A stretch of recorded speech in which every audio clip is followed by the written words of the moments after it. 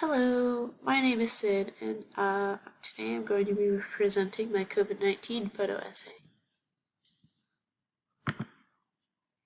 So, we were asked to choose an iconic image that you feel sort of wraps up the whole COVID-19 into one nice image. And I chose a quote from the Queen of England herself on a billboard, which reads, "We will be with our friends again. We will be with our families again. We will meet again." And I find this to be iconic because, yeah, it's heartwarming, it's nice, and I can't take the credit here, I read this online, but um, imagine if 6 months ago you showed this picture to somebody. I would love to see what the reaction would be, them squandering to find out what exactly is going on. And I just think that is the mood of COVID-19, and I stand by it, and I live for it. So we were asked to take basically like a week-long photo diary sort of thing. So on day one, today's Monday, as an essential employee, I got to go to work. Gotta say, it's kind of what most of my week looks like. It's not fun, but gotta make the best of it. Um, Pretty sure I just did homework when I got home. Probably went to bed afterward, but gotta say, being an essential employee, well, okay, technically we're not essential, but gas stations, kind of essential. I work at the Marathon, if you can't tell by my shirt, and it's a little scary. We finally got our sneeze guards put up, and the amount of spit that we wipe off per day on those things is a little scary. It kind of makes me worried about the many months we went without them, and I guess people were just sneezing on our faces, It's not great, but whew. So yeah, day two, April 29th. Again, I went to work.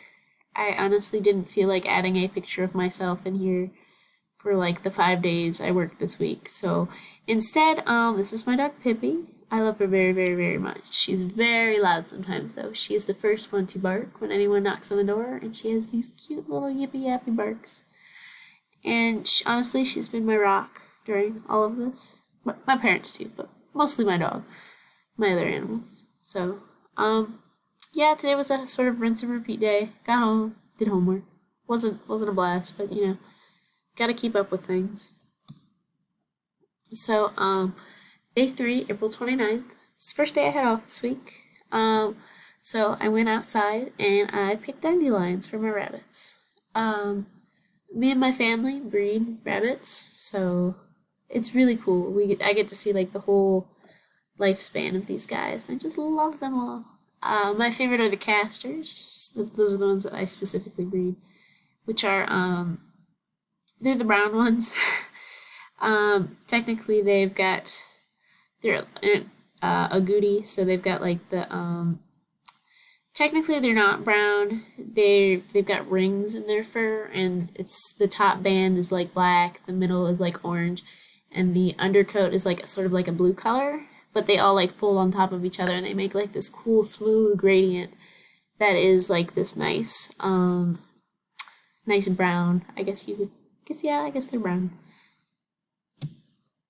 But that's Lila to the right. That's the mom. She's munching on some dandelions there, and those are her babies. She had like a litter of 10. I'm so proud of her. And then to the left is Pomp Powell's litter, and I'll go back again. I'm sorry, I like to talk about them. And the bottom two are Wydra's litter, and she ended up fostering one. Hers are the two little broken. Yeah, these aren't great pictures, but I chose what I thought would be the cutest for this presentation. So, all right, moving on. Day four, April 30th. I went to work. Got back. I was pretty tired, and the whole trend during COVID-19 is people dyeing their hair. I have wanted personally to dye my hair for a very, very long time. I've wanted to get pink hair, but I lack the commitment, and I'm afraid. I'm very afraid because I'm not going to spend money to go out and do it. I'm going to do it at home, and that never works out well. So I went ahead and took the artistic liberties of what probably would have happened had I actually gone and done this. And yeah, gotta say, I like my hair. It's not perfect, but we live. All right, day 5, April 31st. Went to work. Rinse and repeat. Probably came home and did homework. Honestly, all these days kind of just mushed together, and I had a little bit of trouble trying to picture exactly what I did on those days. But yeah, here's my other dog. This is Maggie. She's such a sweetheart. She is the most puppy-like of our group, even though she's the biggest dog of our 3. And I love her too. She's very, very, very, very, very friendly. I love her. Day 6, May 1st. Went to work. Yeah, life was pretty boring. Came home, did homework. Here's my 3rd pupper. I love her. This is Lulu. And she is one sneaky little turd. She likes to steal all of the toys and hide them under the bed and then just sit there and growl. Like you don't know she's there, and then she growls at you when you walk by. But she also begs for pets, so it's she's out there a little bit. And yeah, those are pretty much all my pets. I've got like 100 rabbits and 3 dogs. And I'm hoping, because I love cats, I really do. I love cats. They're great. I'm trying to get my mom on board for a cat, maybe a barn cat or something. It's about all she's willing to budge on at the moment. But day 7, May 7th. Doesn't make sense. May 2nd. So besides the given that it's homework, I went ahead and took a breather and drew a little bit that day. Working on a little comic. It was nice, it was relaxing, so pretty much sat around all Sunday, kinda burn out. So, the other part of the assignment was to visit virtual museums. So the first one I went to was the Louvre, because I've always wanted to go to the Louvre, because everyone just talks about how great the Louvre is. You gotta visit the Louvre. So gotta say, not loving their online format. I like being able to see them in person, obviously. The whole page wouldn't load very well. Took like a whole minute every time I wanted to click the mouse. And I was expecting Google Maps where you can just sort of drag and click it and move it around. No, it was you had to go where they told you to go, which part of the experience of a museum is getting to walk around for yourself. So I'm not a big fan of this setup. I also visited the Van Gogh Virtual Museum. I like that a little bit better. They didn't try to make it you're walking through a museum. They know they can't compare. So they just had clear images with little descriptions about them. So it was kind of neat seeing Van Gogh's work. So I appreciated that a little bit more. I also visited the Maps Museum.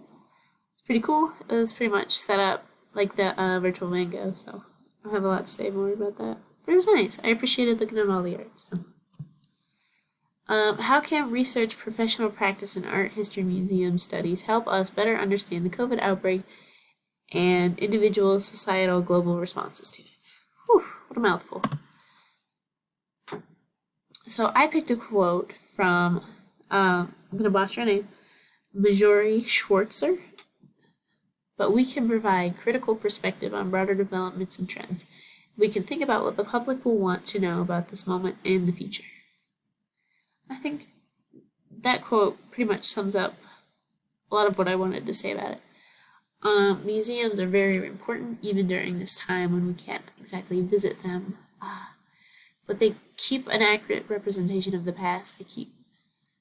They don't let history repeat itself. I read a lot about, well, not a lot, but I read a little bit about the this article specifically where I'm citing from Marjorie Schwartzer. Talked a bit about the tuberculosis and Spanish flu and the AIDS crisis. And so museums were definitely one of the bigger sources of information at that time. And even today, it sort of serves as a keeping the past and the present documentation. So, Spanish flu. One of the biggest things was it had a second wind, so to say.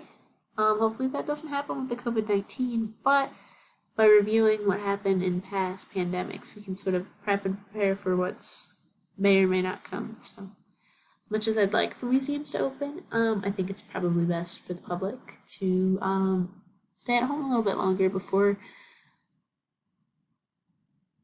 it comes back harder to hit us.